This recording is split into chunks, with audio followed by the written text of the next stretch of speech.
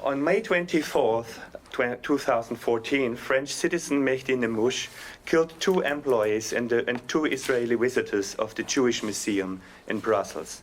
He had just returned from Syria, where he had served as a prison guard for the Islamic State. Former prisoners describe him as very narcissistic and as a sadist of boundless cruelty. Nemouche's personality appears to be an example of a particular psychological constellation that indicates the existence of a relationship between anti-Semitism and narcissism. I would like to discuss this relationship in my presentation today. I will argue that anti-Semitism has a crucial function in the psychological household of anti-Semites, and that it has a beneficial effect. It is this beneficial effect that I want to explore. Let me begin by mentioning that the theory on narcissism is closely linked to what Freud called the Oedipal conflict. As part of a painful process, the small child has to learn that it is dependent on the outer world to which it has to adapt if it wants its needs to be satisfied. It has to deal with the renunciation of instincts. This already begins with the temporary absence of the mother, which can be understood as the archetype of the narcissistic wound. In a wider sense, this applies to the solution of the Oedipal conflict. Driven by the id, the child wants to eliminate the same-sex parent whom it sees as a rival and wants to sexually possess the opposite-sex parent. But the ego realizes that the parent is much stronger. In the end, the child identifies with the same-sex parent, wants to be like this parent instead of replacing her or him, internalizing the law that the parent represents. So it is by a successful solution of the Oedipal conflict that the superego is being formed, the agency of inner moral authority. The child learns to differentiate between itself and the outer world, between its desires and the world of reality. By contrast, narcissism can be understood as a pseudo-solution to the Oedipal conflict. The child projects itself on the same-sex parent, regarding her or him as a mere extension of its own self. This means that the superego is not developed in a way that allows for its differentiation from the ego. Therefore, narcissistic personalities lack the development of the inner moral authority, as psychoanalyst Otto Kernberg points out. Their intrapsychic world, as he puts it, is populated only by their own grandiose self, by devaluated image of others, and by potential persecutors. Kernberg quite vividly describes the primitive defense mechanisms of the pathological narcissism and how the narcissistic personality can be characterized. And startlingly, a lot of those behavioral attitudes apply to the behavior of anti-Semites as well. The predominant emotions of a pathological narcissist are anger, resentment, and the wish for revenge. A form of narcissism that Adorno regards as very similar to the individual pathological narcissism is what he calls collective narcissism. Collective narcissism is a helpless attempt to achieve compensation for the loss of libidinous satisfaction of the self, a loss that, according to Adorno, is also rooted in societal causes. By imagining oneself as part of something higher, greater, one hopes to obtain at least some of the grandiosity that one's own personality is lacking in everyday life. The collective narcissist consciousness is no less delusional, paranoid, destructive, and apocalyptic than that of the individual pathological narcissist as noted by Adorno. Even though both the individual and the collective narcissistic attempts for compensation must ultimately fail, in the psyche of the persons concerned, they have a certain beneficial effect, which is what makes them so immune to any rational argument.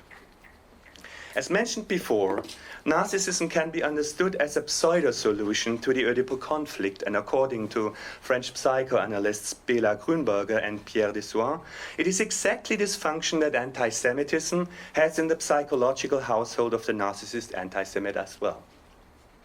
He or she wants to restore the narcissistic perfection of his or her childhood, when there was no need to distinguish between the self and the outer world, as all of the child's needs were almost instantly satisfied by its mother. while people that are not pathologically narcissistic find a way to cope with the existential trauma of the loss of infantile narcissistic perfection and adapt more or less to the outer reality, the narcissistic anti-Semite is trapped between two worlds, as Grunberger and Dessoin explain. I quote, "On one side, the world of illusion and regression, and on the other side, the world of reality and the Oedipus." As a result, the projections are split up accordingly. German psychoanalyst Werner Bohleber explains the psychodynamics behind this splitting in The Anti-Semitic Mind. The world of illusion and regression is perceived as being characterized by a great symbolic unity, while the world of reality is characterized by rivalry, competition, and plurality. The inner world symbolizes unity, perfection, purity, while the outer world, filled with the projections of not acceptable aspects of the concerned individual's personality, represents a mortal threat to the inner world of illusions and a constant source of impurity and contamination. To anti-Semites, Judaism represents the law in an archetypal sense and is perceived as the fundamental symbol of the principle of the outer world that is diametrically opposed to narcissism and thus the predestined target of their hate. The force of this hatred perceived by the concerned individual is rooted in the massive narcissistic injury evoked by confrontation with the world of reality. Narcissistic injury provokes aggression directed against the representations of the outer world, representations that are in fact imaginations of the concerned individual itself.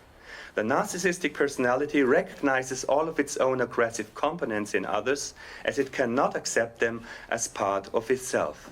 And very similar to this narcissistic behavior, the anti-Semitic aggression is directed against what the anti-Semitic personality projects on the Jews and identifies as Jewish. Grunberger and Dessoin tend to problematically identify the psychological structure of the anti-Semite and that of the pathological narcissist. I think they come closer to reality when they note that the anti-Semitic community corresponds to the essence of narcissism and that it does so in the strictest sense insofar as the anti-Semite directly targets the paternal principle, the law as the representation of the outer world. By emphasizing the anti-Semitic community, however, the two psychoanalysts lead us back to the aforementioned concept of collective narcissism. Bohleber points out that according to results of psychoanalytical group research, within a group or a mass, narcissistic identification goes even deeper than that of a single individual. I quote, "The group fantasy does not circle around a mass ideal as embodied by a leader that absorbs and mirrors the expectation of the mass. Instead, it circles around the fantasy of an ideal status of the ego, in which a symbiotic relation with the mother, as experienced in an earlier period of life, is restored in an illusionary way." Quote end. And it is this collective identification, this longing for an organic unity with an imagined mother, which evokes the feeling of omnipotence and fantasies of superiority. As we will shortly see, this is exactly what characterizes the modern Islamist relation to the Ummah. To researchers like the French psychoanalyst Fethi Ben Slama and his fellow countryman, the sociologist Farhad Khosrow-Khavar, in this context, it is far from mere coincidence that the name for the Islamic community is derived from the Arabic word for mother, I will now specifically draw on Islamist radicalism in order to further exemplify the constitution of the link between narcissism and anti-Semitism. Fethi Ben Slama addresses the beneficial psychological effects of Islamist ideology and its apocalyptic connotations directly, and while he doesn't mention it explicitly, his findings clearly address the beneficial psychological effects of anti-Semitism as well. According to him, the phenomenon of young people prepared to sacrifice themselves and others in the name of Islam has assumed epidemic proportions. Ben Slama argues that this can only be thought of in terms of what he calls a drive to sacrifice, which becomes a part of the concerned person's inner core of subjectivity. In order to understand this development, I quote, one has to consider the interplay between that glorious offer of death, which promises the recovery of one's stolen, infinitized enjoyment, and the capacity for agony that many individuals develop, quote end. This is the same phenomenon already described by Bohleber.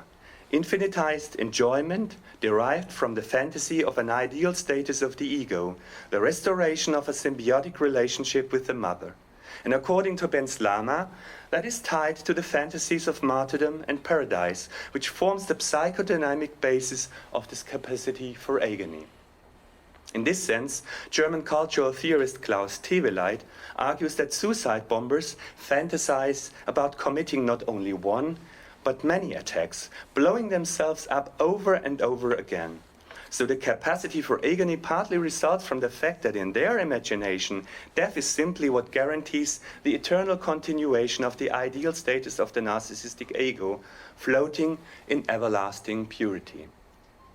Fethi Ben Slama mentions yet another aspect of the relationship between suicide attacks and the ideal of purity. To radical Islamists, the body is the incorporation of sin. The dissolution of the body is therefore the precondition for enjoyment that is released from the necessity to abide by any law. The Islamic community of the Ummah further nurtures the model of the restoration of an imaginary primary relationship with the mother, as Ben Slama explains. The members of the community imagine themselves as originating from the same single maternal body. I quote, "The fear of the destruction of this community evokes fantasies of enemies penetrating this collective maternal body in order to taint it and to genealogically defile it in a sexual way, befouling its fertile purity." Quote end. These aggressive fantasies of purity seem to be an important reason why anti-Semitism and Islamism often appear to be combined with a narcissistic personality structure.